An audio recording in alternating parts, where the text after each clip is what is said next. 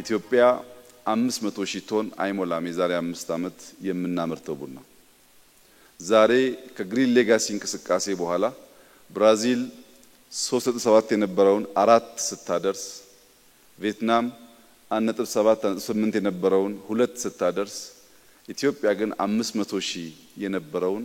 1 ሚሊዮን ቶን ማድረስ ችላለች በእጥፍ አድጋለች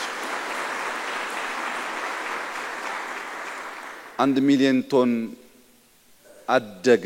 ሲባል በቁጥር ብቻ አይደለም ባለፉት 5 ዓመታት ኢትዮጵያ ውስጥ ያለው የቡና ኮንሰምፕሽን ሎካል ኮንሰምፕሽን በከፍተኛ ደረጃ አድጓል ሰውም አድጓል የቡና ፍላጎትም አድጓል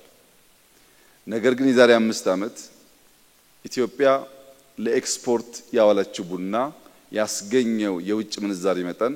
760 ሚሊዮን ዶላር ነበር የዛሬ 5 ዓመት ባለፈው የበጀት ዓመት 1.4 ቢሊዮን ዶላር አግኝተናል ተክለናል ለቅመናል ሽጠናል ዶላርም አግኝተናል እኛ ደስ ያለን ማን ደስ ይለዋል ማለት ነው